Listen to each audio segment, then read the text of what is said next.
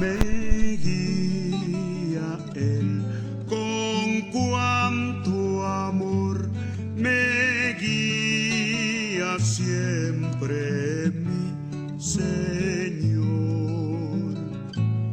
En todo tiempo puedo ver con cuánto amor me guía Él. Me guía Él,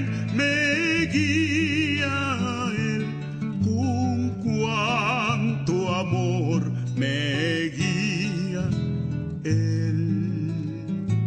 No abrigo dudas ni temor, pues me conduce el buen pastor.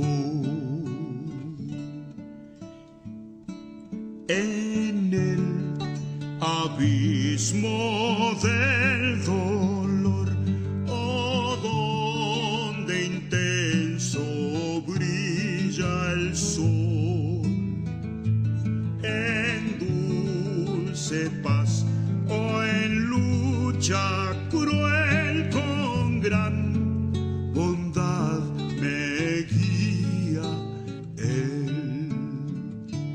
Me guía Él, con cuánto amor me guía Él. No abrigo dudas ni temor, pues me conduce el buen pastor.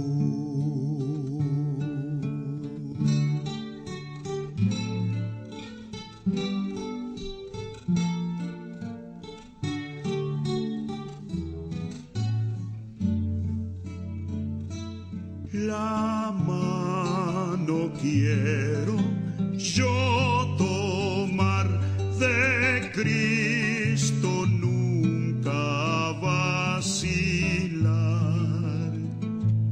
cumpliendo con fidelidad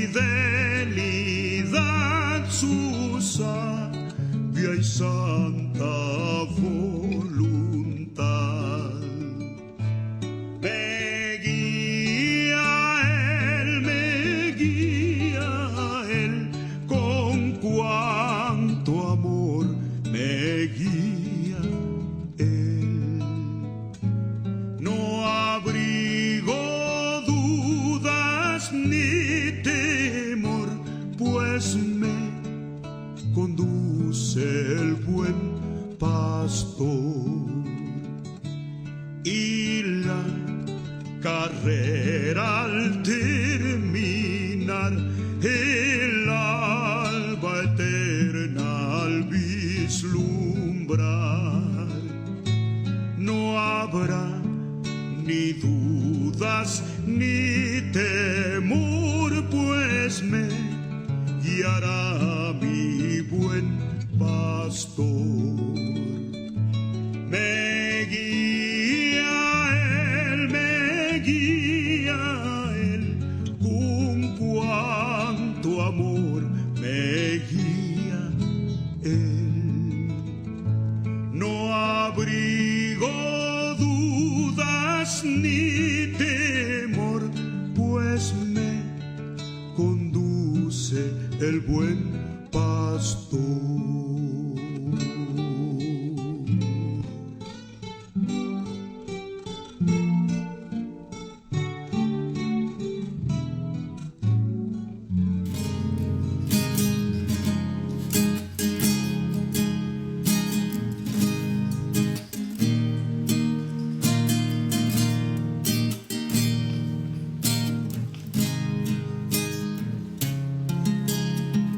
Si estoy cansado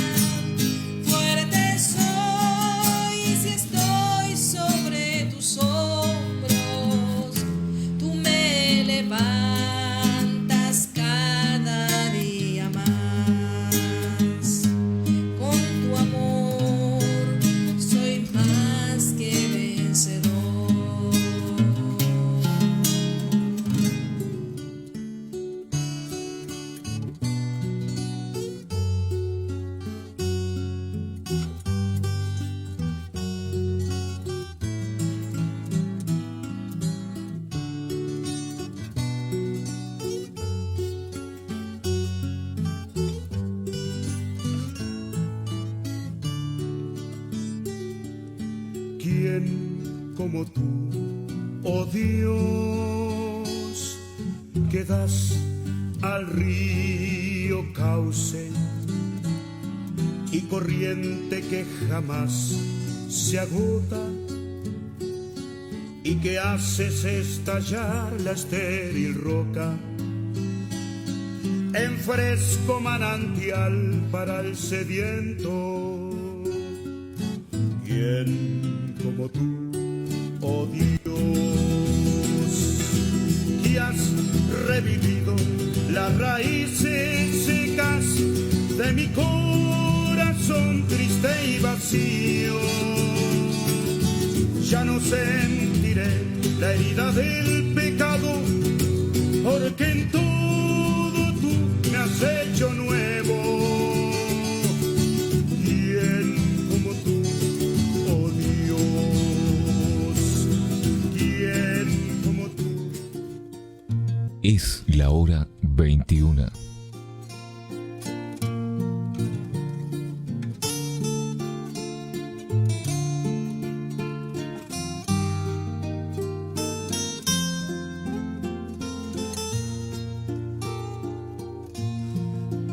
En la gracia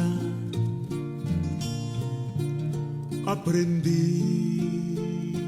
Que el Señor les bendiga, hermanos. En el nombre de nuestro Señor Jesucristo damos comienzo a nuestro programa. Vamos a escuchar una alabanza y luego vamos a compartir una porción de la Escritura. Crecerá en mi interior si descanso solo en él.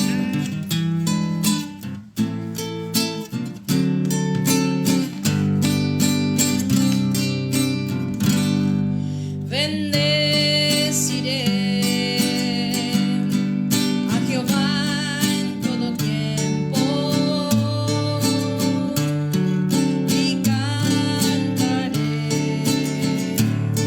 su alabanza por siempre.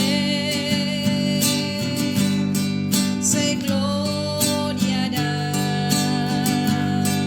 mi alma en Dios.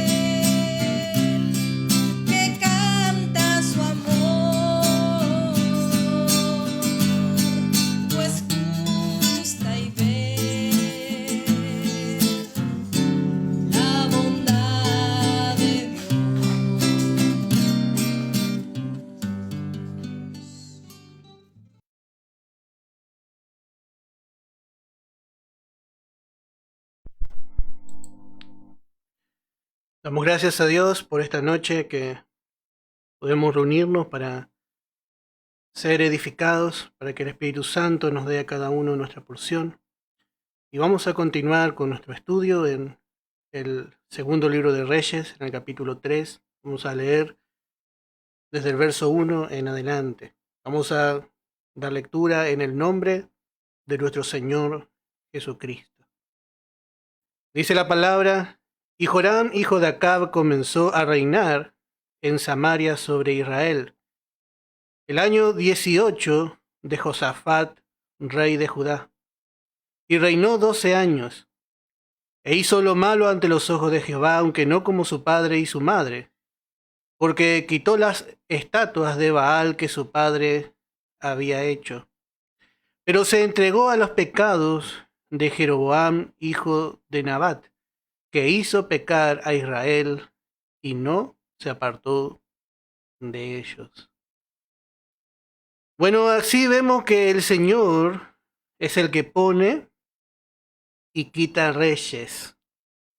El significado de Joram, el significado de Joram, bueno, tiene un sentido muy significativo, valga la redundancia. Significa Jehová ha exaltado o es exaltado. Jehová ha exaltado o es exaltado. Y así Dios pone y quita reyes. Él exalta. Él exalta y pone en ese lugar a las autoridades. Y Joram representa especialmente a los reinos de este mundo, al mundo político, que Dios ha puesto en este lugar. Nosotros debemos realmente aprender a aceptar la voluntad de Dios, porque realmente Dios ha puesto en su lugar a las autoridades. Pero lo que encontramos también es que aunque Dios puso esta autoridad es imperfecta. ¿Y por qué es imperfecta? Porque la autoridad política no se sujeta a Dios. La autoridad política del hombre, la autoridad, el mundo político, no se sujeta al gobierno de Dios. Por eso el gobierno del hombre llega a ser un gobierno imperfecto. Pero sobre un alto reina otro más alto. Aunque el hombre esté en esa posición exaltada por este tiempo, bueno, hay otro que gobierna sobre él. Y eso es lo que muchas veces el hombre no quiere reconocer. Nabucodonosor fue puesto por Dios. Había sido levantado para corregir a naciones y especialmente para corregir al pueblo de Israel. Y vemos que este hombre llegó a ser tan grande lo que conquistó, lo que alcanzó, que llegó a enorgullecerse tanto pensando que había sido él quien hizo. Y podemos leer unos versos en el libro de Daniel.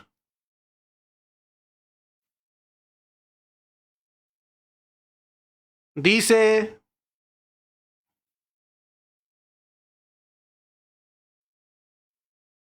la palabra en el capítulo 4, vamos a leer.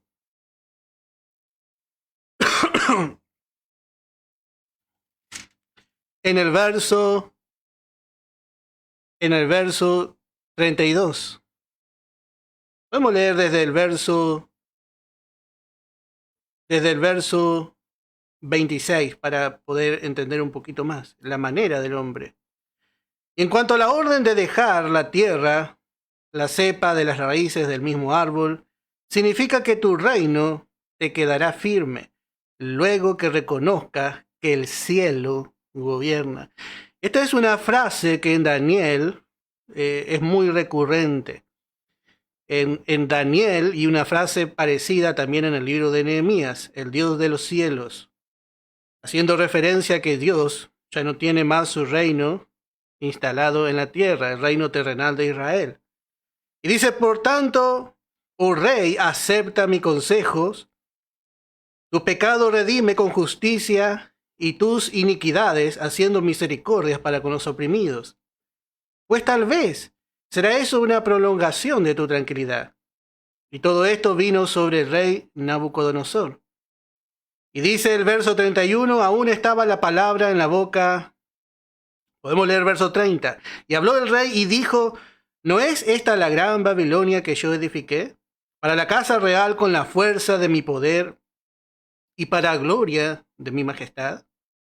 Aún estaba la palabra en la boca del rey, cuando vino una voz del cielo, a ti se te dice, rey Nabucodonosor, el reino ha sido quitado de ti. Bueno, el que le dio el reino, ahora le quita el reino. Pero como sabemos, el hombre no piensa así. Especialmente el mundo político. El mundo político cree que es por su perspicacia, que no haría por un voto un político. Y así el hombre cree que lo que tiene, lo tiene porque lo tiene. Y muchas veces también dice, Dios me puso aquí. ¿Cuántas veces encontramos a los poderosos de la tierra decir así? Dios me puso acá, me puso en este lugar, exaltado. Y así realmente es verdad, es verdad. Pero vemos en este rey lo que pasa también con el mundo político en este tiempo. Dice en el verso 2, e hizo lo malo ante los ojos de Jehová, aunque no como su padre y su madre, porque quitó las estatuas de Baal que su padre había hecho. Note que este rey, en principio, hizo bien. Aunque vamos a ver que este fue uno de los peores reyes del reino del norte. Realmente, Joram fue un rey perverso. Pero en principio vemos cómo se muestra el hombre en su politiquería.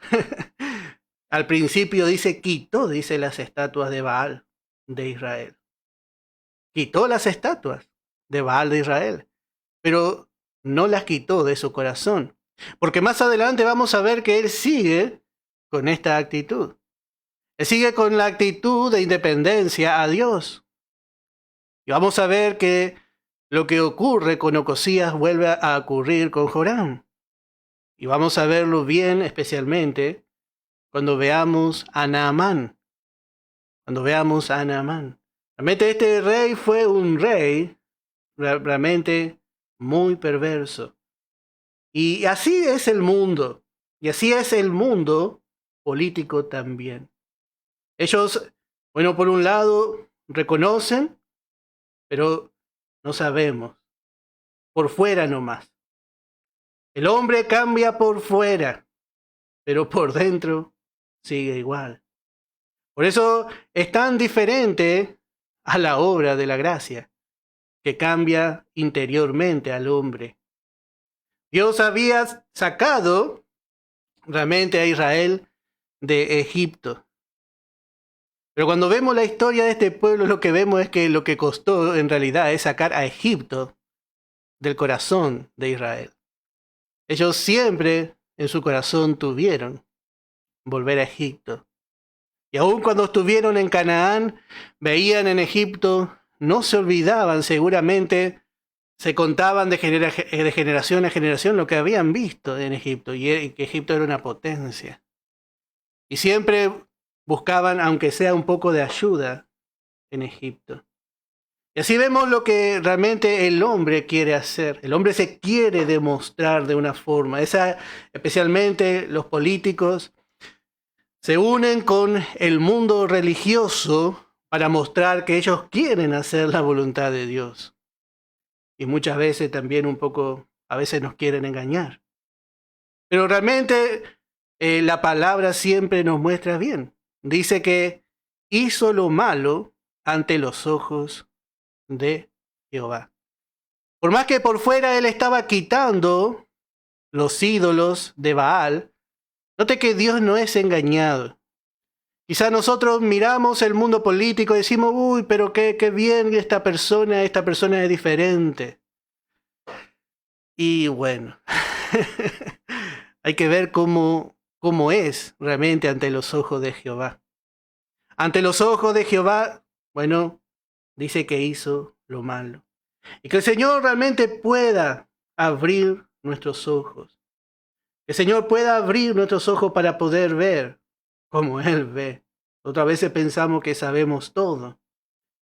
Y realmente no somos realmente más sabios que Dios.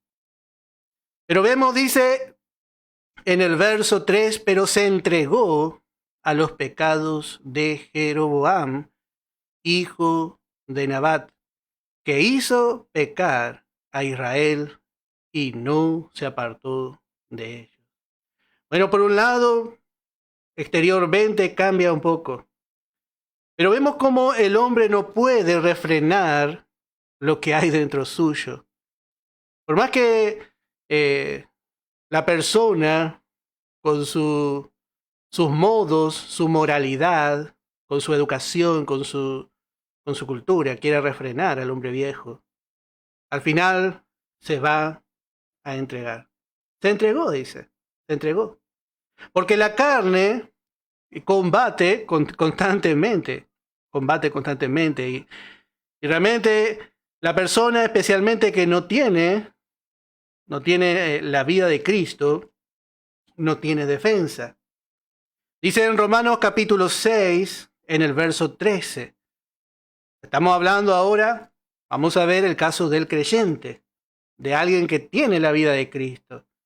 Dice la palabra: ni tampoco presentéis vuestros miembros al pecado como instrumentos de iniquidad, sino presentaos vosotros mismos a Dios como vivo de entre los muertos, y vuestros miembros a Dios como instrumentos de justicia.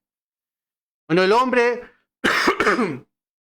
hombre político, hermano, parece un predicador, como habla. Tiene tanta convicción y le pone hasta la cara de bueno cuando habla. Pero realmente no puede llegar a ser un instrumento de justicia. No puede llegar nunca ni jamás, por lo menos con los modos que el político presenta las cosas. Por eso vemos que lo que nosotros como hijos podemos hacer, como hijos de Dios podemos hacer, es presentarnos. Nos presentamos nosotros mismos a Dios. Ese es nuestro privilegio. Le decimos al Señor, aquí estoy. Y yo me reconozco como miembro de una nueva creación. Yo soy aquel que resucitó, le decimos al Señor, a través de la vida de tu Hijo. Nos presentamos a Dios como vivo, dice, de entre los muertos. Y vuestros miembros a Dios como instrumento de justicia. Como siempre decimos, por un lado no reconocemos muertos al pecado, pero por otro lado es la parte importante y muy importante, es reconocernos vivos, que somos una nueva creación, vivo para Dios. Pero el hombre sin Cristo, bueno, no le queda otra que entregarse al pecado. Entregarse al pecado, a la vieja creación, entregarse a su naturaleza corrupta. No hay resistencia que pueda hacer el hombre, porque no tiene provisión, o por lo menos todavía no la ha tomado. Bueno, verso 4. Y dice entonces Mesa, el rey de Moab, era propietario de ganados y pagaba al rey de Israel 100,000 corderos y 100,000 carneros con sus vellones. Pero muerto Acab, el rey de Moab, se rebeló contra el rey de Israel. Y así vemos cómo Israel realmente va de fracaso en fracaso. Vamos viendo cómo realmente el enemigo aprovecha cada debilidad del pueblo de Dios. Y así también es cuando el creyente no se juzga. Poco a poco empieza a perder terreno. Quizá en este momento nosotros estamos despiertos, pero deje de orar, deje de estudiar la palabra, deje de asistir a los cultos y va a ver que usted se va a sentir espiritualmente cada vez más débil. No se puede sentir más fuerte si no busca al Señor. Y ese paso que usted y yo damos hacia atrás es un paso que da el enemigo. Él anda como un león rugiente. Él anda así como buscando una oportunidad, una presa, buscando devorarnos, buscando nuestro mal, buscando nuestra destrucción, buscando que tengamos pérdida. Todo lo que pisamos, hermano, es nuestro. Pero la palabra nos enseña a que no debemos descuidarnos. Dice en Efesios capítulo 4, en el verso 27, dice, ni deis lugar al diablo. Cuando usted le da una pequeña porción de terreno al enemigo, el enemigo va a avanzar. Y note que aquí este rey moabita, está viendo realmente que hay debilidad en Israel. ¿Y cómo aprovecha? ¿Cómo aprovecha? No deis lugar al diablo. Él va a venir y va a tratar de esclavizarnos bajo su forma. Y como hemos dicho, bueno, especialmente aquí vemos que el enemigo era Moab. Y los moabitas, como dijimos, fueron realmente parientes cercanos de Israel por medio de Lot y también por medio de David. Acuérdese que Ruth era moabita. Así que eran parientes cercanos de David. Pero como dijimos, ellos vivían fuera de Canaán. Ellos vivían fuera, no poseían Canaán. Pero ellos siempre trataron de hacerle mal a la nación de Israel. Y como dijimos, estos moabitas representan a los religiosos con una forma, con una profesión, pero no tienen la verdadera posesión.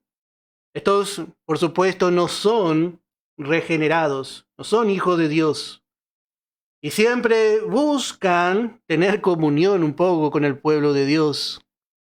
Y bueno, allí sienten un poco el poder, pero no aceptan ese poder.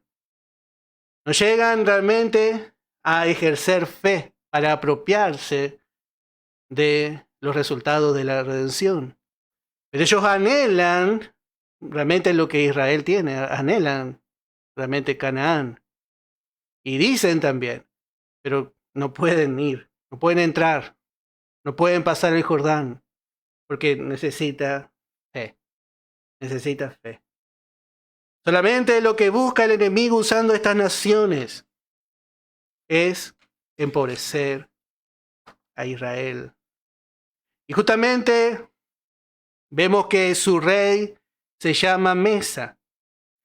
Y este nombre tiene varios significados. Por un lado, significa trayendo liberación. Trayendo liberación. Este es el espíritu religioso, especialmente del moabita. El moabita, bueno, quiere traer liberación, pero realmente no tiene con qué, realmente. Dice en segunda de Pedro, capítulo 2, en el verso 19, dice, les prometen libertad, y son ellos mismos esclavos de corrupción, porque el que es vencido por alguno es hecho esclavo del que lo venció. Y así vemos realmente a los religiosos, los moabitas. cómo les gusta realmente gozar y cómo ellos quieren realmente. Encontramos a Balac, rey de Moab. No quiere que entre en su tierra, cuida sus bienes, su territorio, pero maldice a Israel, maldice escondidamente, solapadamente. Y así son los religiosos.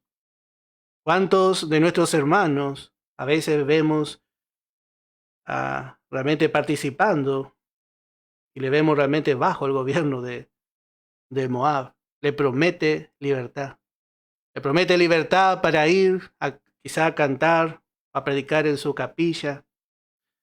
Y bueno, y allí están con los moabitas. Están con los moabitas. Realmente el espíritu religioso, hermano. Si nosotros no estamos firmes, también nos va a venir a tratar de llevar cautivo. Bueno, Mesa también significa aguas de devastación. Y esto nos habla del error. Nos habla de el agua, siempre en la palabra, casi siempre refiere a la palabra de Dios. Un agua pura, agua limpia. Pero note que estas aguas son de devastación. Son de devastación, así es el error. Y también significa igualando o hacer olvidar. Igualando o hacer olvidar. Y así realmente es el deseo de los moabitas, ser semejante a nosotros. La carne quiere igualar, quiere medirse con los hijos de Dios y si es posible con Dios también. Pero realmente dentro del creyente hay una vida inigualable que no se puede obtener por medio de una forma. No se puede obtener por medio de una forma. Bueno, verso 5, vamos a seguir leyendo nuestro capítulo. Pero muerto Acab, el rey de Moab se rebeló contra el rey de Israel. Y salió entonces de Samaria el rey Joram, y pasó revista a todo Israel. Y fue y envió a decir a Josafat. Bueno, Josafat fue realmente un rey fiel. Josafat significa Jehová es juez. Jehová es juez. Bueno, y realmente este rey fue un rey que ya tenía experiencia en la batalla. Y dice que le envió a decir a Josafat, rey de Judá, el rey de Moab se ha rebelado contra mí. ¿Irás tú conmigo a la guerra contra Moab?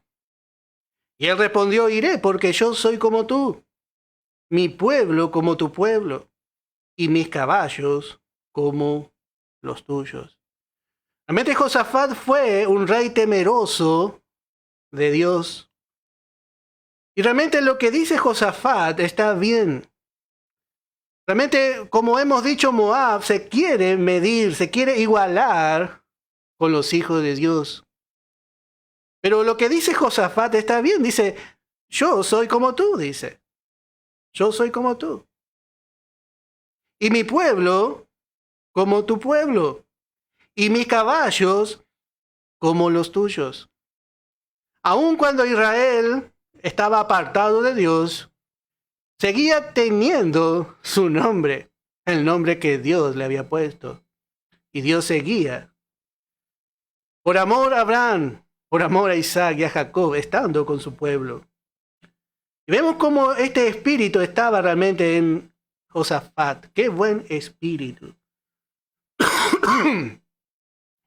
Pero vemos que estos dos reyes tienen realmente muy diferentes formas de actuar. Porque note que en el verso 6 dice, salió entonces de Samaria el rey Joram y pasó revista a todo Israel. Lo que encontramos aquí es que la fuerza de Joram estaba en su ejército. Sin embargo, vamos a ver que La fuerza de Josafat radicaba en su Dios.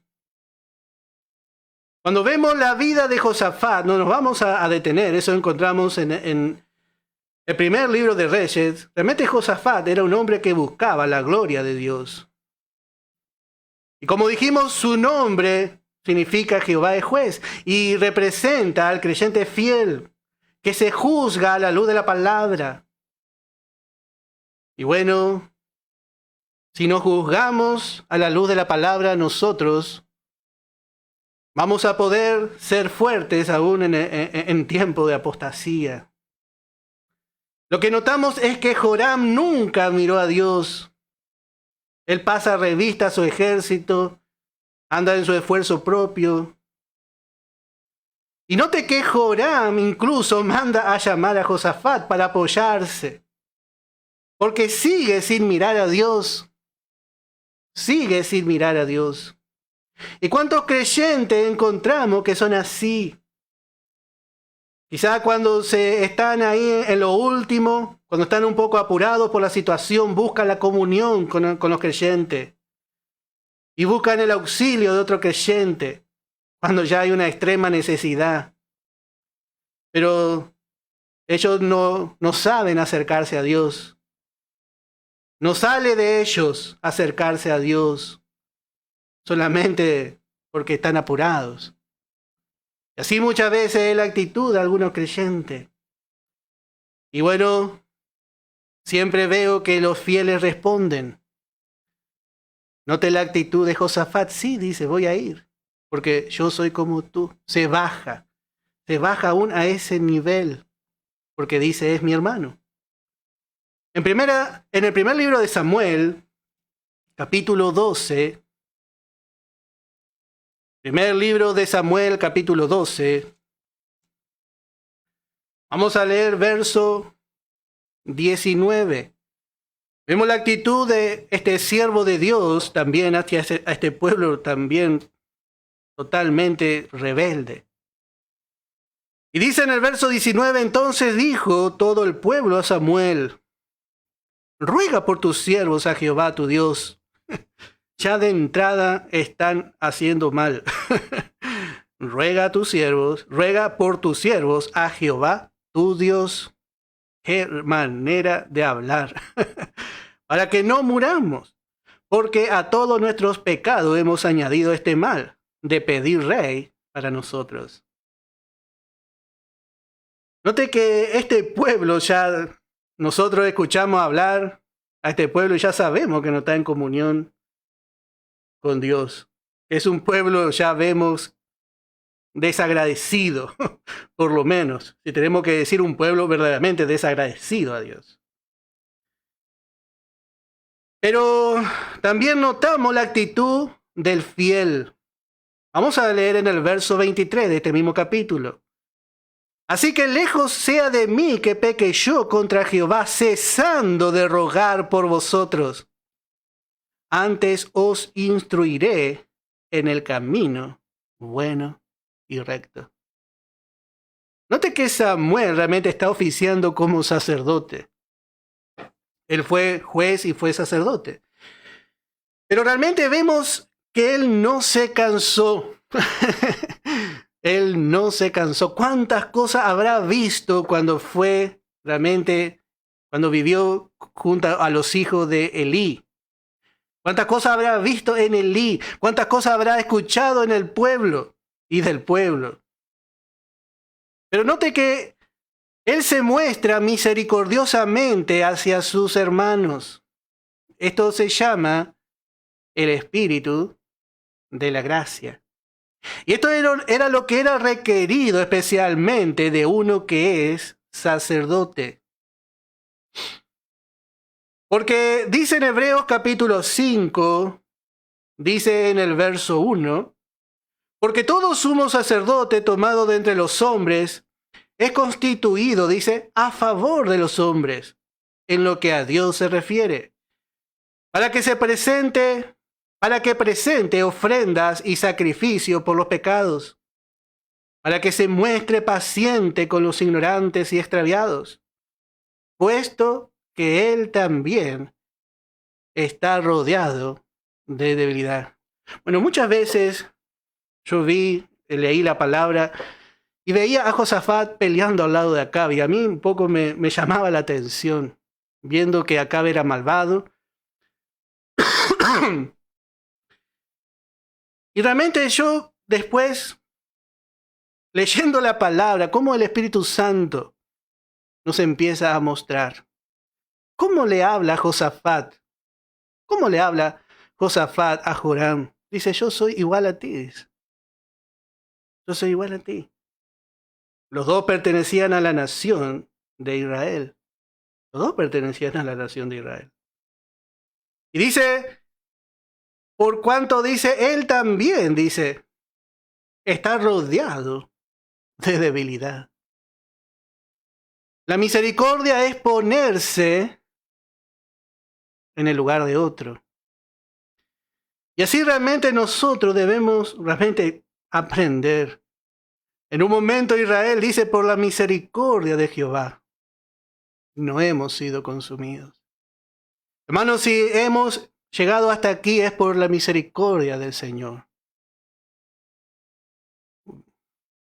Y como imitadores del Señor, necesitamos aprender a hacer lo mismo. A mostrar misericordia. También nos acordamos de Abraham. Nos acordamos de Abraham. Cómo intercedió por Lot. Quizá ese sobrino loco que tenía que no quería buscar de Dios. No necesitamos involucrarnos con el pecado de nuestros hermanos que quizá están débiles. Pero sí, hermanos, necesitamos aprender a mostrar misericordia. No necesitamos involucrarnos quizá con su incredulidad. Vemos que está allí, quizá caído. Y quizá vamos nosotros y le hacemos caer más. Le juzgamos, le condenamos. Queremos que fracase. Y quizá hasta buscamos su fracaso. Pero que el Señor nos ayude a ver a estos hombres que fueron ejemplos. Porque ellos manifestaron lo que Dios es. Cuando Pablo escribe a los pastores que están oficiando en este tiempo en el ministerio sacerdotal del nuevo pacto, él dice gracia y añade una palabra, la palabra misericordia. Gracia, misericordia y paz. El Señor nos ayude para poder ver cómo es la manera, para que no razonemos la manera de Dios. Su manera, hermano, es diferente a la manera del viejo hombre. Pero realmente necesitamos aprender. Como la respuesta de Josafat nos enseña tanto, dice, iré porque soy como tú. Y así se ve el fiel. Así se ve el fiel. Aunque quizá el otro esté caído, si es hijo de Dios, dice, yo soy como tú. El fariseo dice, diferente. El fariseo no puede decir así. Cuando Jesús bautizaba, los fariseos no podían bautizarse porque tenían que reconocer que eran igual que el pueblo, tan pecadores o quizás más pecadores que el pueblo. Entonces, ellos mismos decían, vamos a ver en el Evangelio de Lucas, capítulo 10, en el verso 25. Y aquí dice un intérprete de la ley, se levantó y dijo para probarle, Maestro, ¿haciendo qué cosa heredaré la vida eterna? Y él le dijo que está escrito en la ley. ¿Cómo lees? Y aquel respondiendo dijo, amarás al Señor tu Dios con todo tu corazón, con toda tu alma, y con todas tus fuerzas, y con toda tu mente, y a tu prójimo como a ti mismo. Y bueno, él, poniéndole la nota a Jesús, le dijo, bien ha respondido, haz esto y vivirás. Pero él, queriendo justificarse a sí mismo, dijo a Jesús, ¿y quién es mi prójimo? ¿Quién es mi prójimo? Y eso es lo que muchas veces, el espíritu religioso no nos deja ver. ¿Quién es mi prójimo? ¿Quién es mi prójimo? ¿Quién es mi igual? ¿Quién es mi semejante? Porque a sus ojos él se veía muy grande. Él se veía muy bueno. Él se veía muy perfecto. ¿Quién es mi par? ¿Quién está a mi altura? Bueno, hermano, todos los seres humanos somos prójimos. Porque todos tenemos la misma naturaleza pecaminosa. El fariseo se paraba y hablaba, cuando hablaba así, como si fuese Dios. Sin embargo, se paraba como Dios, pero no con la actitud de Dios. El fariseo no puede considerarse a sí mismo. Cuando ve una falta, cuando ve un fracaso, él tiene los bolsillos llenos de piedra. Y dice, apliquemos la ley de la piedra. Hermanos, es tiempo de dejar de tener la piedra en los bolsillos. Si tenemos piedra en el bolsillo, hermano, vamos a tirar la piedra. Saquemos la piedra de los bolsillos, hermano. Porque Dios no actúa así. La ley aplicaba esa manera. Dice en Gálatas capítulo 6. Gálatas capítulo 6, en el versículo 1. Hermanos, si alguno fuere sorprendido en alguna falta, vosotros que sois espirituales, restauradle con espíritu de mansedumbre, considerándote a ti mismo, no sea que tú también seas tentado. Se considera a sí mismo. Y realmente vemos como Samuel dijo, no peque yo, dice. Más bien dice, los instruiré.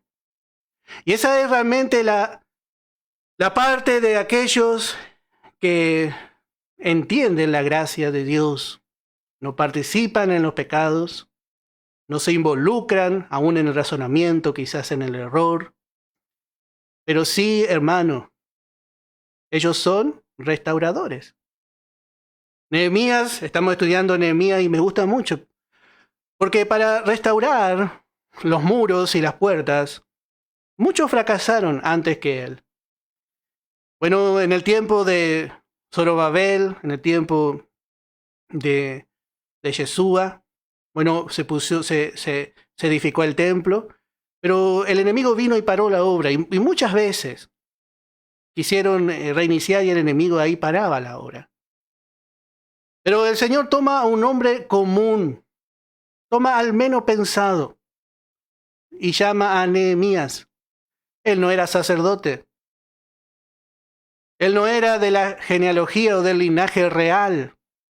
Él era un simple hombre que servía como copero al rey. Un simple hombre que Dios tenía allí, ahí rodeando el trono. Y él, que es tipo de Cristo, también deja ese lugar de honor. Deja todo. Pero lo que nos llama la atención es su nombre, porque Nehemías significa consolado por Jehová. Consolado por Jehová. Hermanos, si nosotros nunca hemos sido consolados, si nosotros nunca hemos experimentado la gracia de Dios en nuestra vida, si nosotros nunca hemos experimentado la profundidad de donde el Señor nos ha sacado cuando nos levantó de nuestros pecados, si nosotros no hemos tenido la revelación de este gran amor de Dios, ¿cómo vamos a consolar a otros? ¿Cómo vamos a restaurar a otros?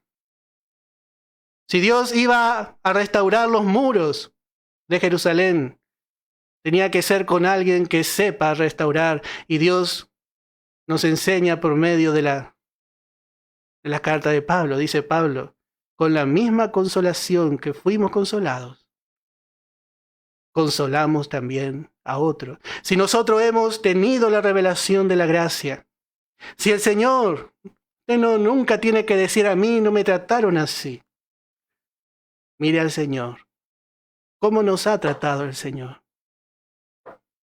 ¿Cómo nos trató el Señor, hermano? ¿Cuánto el Señor nos ha tenido paciencia? ¿Cuánto, hermano? ¿Cuánto el Señor nos ha sostenido? ¿Cuántas veces nos ha librado? Si no fuese por el Señor, no estaríamos aquí. Pero no queremos tener la actitud de Josafat. Queremos decir, el hermano necesita ayuda, que se arregle solo. Por algo está ahí. Y bueno, Dios tiene sus maneras con cada uno. Pero hermano, en nuestro corazón no tiene que haber crueldad. Nosotros a veces dejamos que el Señor haga. Pero hermano, esto no es una justificación para que nosotros seamos duros. El corazón se va endureciendo muchas veces. Y por ahí a veces, para que un hermano sea restaurado, tiene que ir fuera del mensaje de la gracia. ¡Qué vergüenza! ¡Qué vergüenza, hermano! Tenemos el mensaje de la gracia, el cual es el mejor mensaje, un mensaje superlativo. Que el Señor abra, hermano, los ojos de nuestro entendimiento. Muchas veces vemos así. Que el Señor nos ayude a ver quién es nuestro prójimo. Cuando nosotros estábamos tirados, el Señor nos miró y nos vio como prójimos, siendo que no teníamos nada en común. Una persona limpia, con nosotros llenos de pecados. ¿Qué teníamos en común con el Señor? Bueno, realmente vemos la actitud de este rey Josafat. Muy preciosa, una actitud espiritual. Y note que sigue hablando realmente. Vamos a ver en el verso 8, y dijo, ¿por qué camino iremos? Y él respondió, por el camino del desierto de Edom. Bueno, note que Joram, como hemos dicho, en ningún momento puede acercarse a Dios, pero sabe que el Dios de Josafat, así ve la cosa Joram, ve que el Dios de Josafat le puede ayudar. Y realmente Josafat ya era más viejo, era más anciano, con más experiencia. Y lo que vemos es que Josafat ya había peleado al lado de su padre, como hemos dicho. Y realmente era un hombre que también conocía a Dios y confiaba en Dios. Realmente vemos que Josafat ya había enfrentado a Moab. Él ya había tenido una experiencia con los moabitas. Y es algo muy hermoso que podemos ver en Segunda de Crónica, capítulo 20. Y con este ya vamos a ir cerrando porque se está haciendo la hora. Y realmente podríamos leer todo el capítulo. Vamos a leer segundo libro de Crónicas, capítulo 20, versículo 1. Realmente no hay desperdicio en la palabra de Dios. Y dice, pasadas estas cosas, aconteció que los hijos de Moab y de Amón, y con ellos otros de los amonitas, vinieron contra Josafat a la guerra. Nota que vino Moab, vino su hermano, y bueno, vinieron a la guerra contra Josafat. Y acudieron algunos y dieron aviso a Josafat diciendo, contra ti viene una gran multitud del otro lado del mar y de Siria, y aquí están en Hasezón Tamar, que es en Gadi. Entonces, dice él, tuvo temor. Y Josafat humilló su rostro para consultar a Jehová, e hizo pregonar ayuno a todo Judá. Y se reunieron los de Judá para pedir socorro a Jehová. Y también de todas las ciudades de Judá vinieron a pedir ayuda a Jehová. Note qué ejemplo este rey. Se humilló el rey, se humilló el pueblo. Entonces Josafat se puso en pie. Él va adelante. Él es el primero. En la asamblea de Judá y de Jerusalén, en la casa de Jehová, delante del atrio nuevo. Y dijo: Jehová, Dios de nuestros padres. Él no necesitó pedir ayuda a otro. Él mismo oró a Jehová. Jehová, Dios de nuestros padres. Dice: ¿no eres tu Dios en los cielos y tiene dominio sobre todos los reinos de las naciones? ¿No está en tu mano tal fuerza y poder que no hay quien te resista? Dios nuestro, ¿no echaste tú los moradores de esta tierra delante de tu pueblo Israel y la diste a la descendencia de Abraham, tu amigo, para siempre? Y ellos han habitado en ella y te han edificado en ella santuario a tu nombre, diciendo: si mal viniere sobre nosotros, o espada de castigo, o pestilencia, o hambre, o nos presentaremos delante de esta casa y delante de ti, porque tu nombre está en esta casa, y a causa de nuestras tribulaciones clamaremos a ti, y tú nos irás y nos salvarás. Realmente, qué manera de hablar. Vamos a leer el verso 12. Oh Dios nuestro, ¿no lo juzgarás tú? Porque en nosotros no hay fuerza contra tan grande multitud que viene contra nosotros. No sabemos qué hacer, y a ti volvemos nuestros ojos. ¿No se ha sentido así, hermano, alguna vez, que no sabe qué hacer? Y bueno, allí volvemos nuestros ojos al Señor. Y todo esto, dice, fue delante del pueblo. Dice el verso 13, y todo Judá estaba en pie delante de Jehová, con sus niños, sus mujeres, sus hijos. ¡Qué precioso! Y dice el verso 15. Y dijo: oíd Judá todo, y vosotros moradores de Jerusalén, y tú, rey Josafat. Pronto vino la respuesta de Dios. Jehová os dice así: no temáis, ni os amedrentéis delante de esta multitud tan grande, porque no es vuestra la guerra, sino de Dios. No es vuestra la guerra, sino de Dios. Verso 17. No habrá para que peleéis vosotros en este caso. Paraos, estad quietos y ved la salvación de Jehová con vosotros. Oh Judá y Jerusalén, no temáis ni desmayéis. Salid mañana contra ellos, porque Jehová estará con vosotros. Y no vamos a leer todo porque ya estamos en la hora.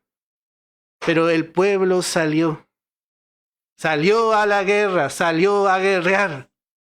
Y habido consejo con el pueblo, puso a algunos que cantasen y alabasen a Jehová, vestidos de ornamentos sagrados, mientras salía la gente armada, y que dijesen: glorificad a Jehová, porque su misericordia es para siempre.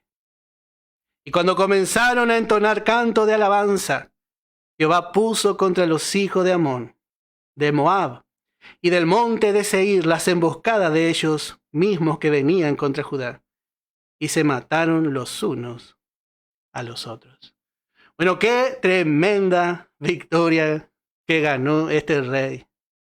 Pero cómo alabaron a Dios. Alabaron diciendo: porque su misericordia es para siempre. Él sabía cómo enfrentar al enemigo. Y sabía que el único que podía ganar la batalla era Dios. Y así vemos que es el fiel.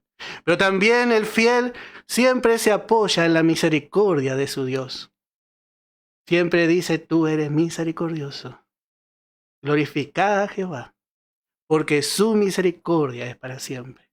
Y esa misericordia, él también estaba realmente usando hacia su hermano.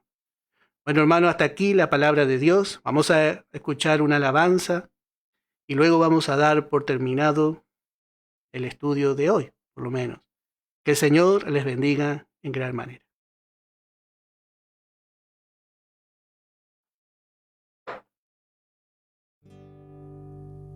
Cuando no puedo ni orar, ni en tu palabra meditar. Cuando las luchas me quieren ahogar y el enemigo quiere que yo vuelva atrás, dame tu gracia, tu gracia, tu gracia, dame tu gracia. Sé que tú puedes librarme cuando en la sombra estoy. Tu poder se hace más grande cuanto más débil yo soy. Dame tu gracia, tu gracia, tu gracia, dame tu gracia.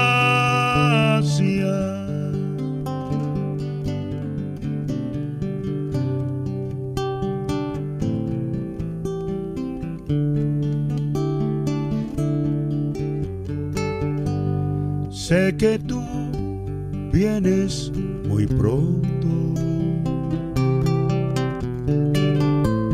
Las señales se cumplieron ya.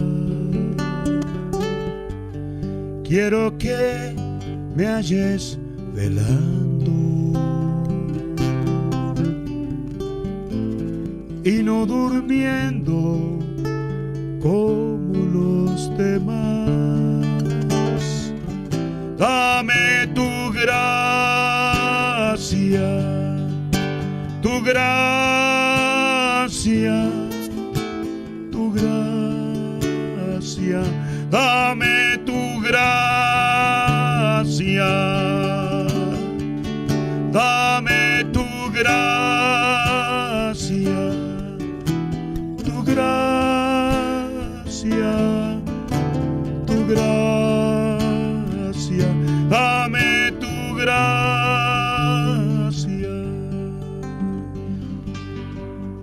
Es la hora 21:59.